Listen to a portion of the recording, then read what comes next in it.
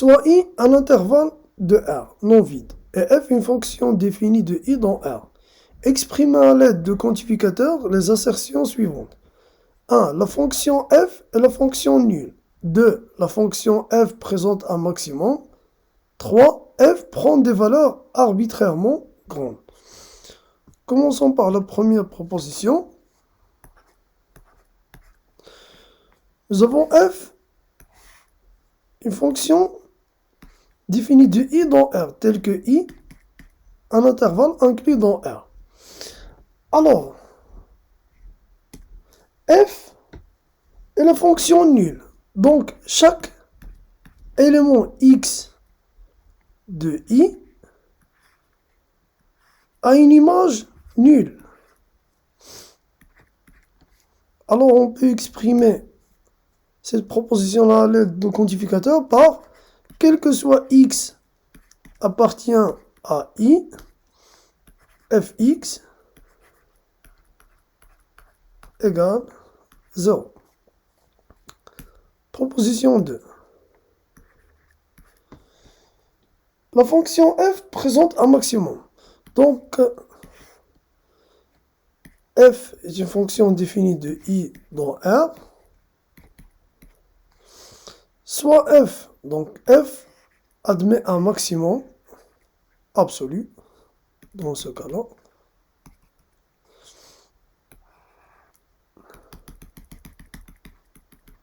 Donc f, donc ce point-là est le point extrêmement.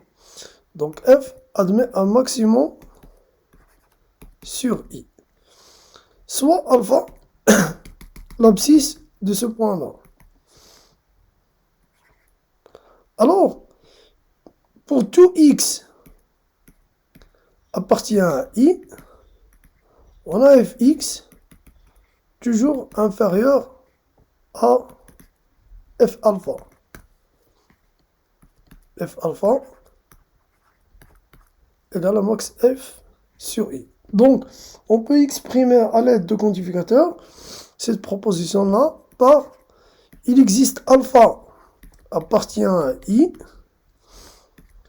pour tout x appartient à I, on a fx inférieur ou égal à f alpha. Proposition 3. F prend des valeurs arbitrairement grandes. Donc ça veut dire que f étant vers l'infini, donc plus l'infini, sur I. Donc voilà. Considérons cette fonction qui admet un asymptote vertical. Donc f tend vers plus l'infini. Donc soit B un élément de R et son antécédent alpha B. Alors, on voit ici qu'il existe X tel que Fx est supérieur à B. Donc, on peut exprimer cette proposition-là à l'aide de quantificateur par pour tout B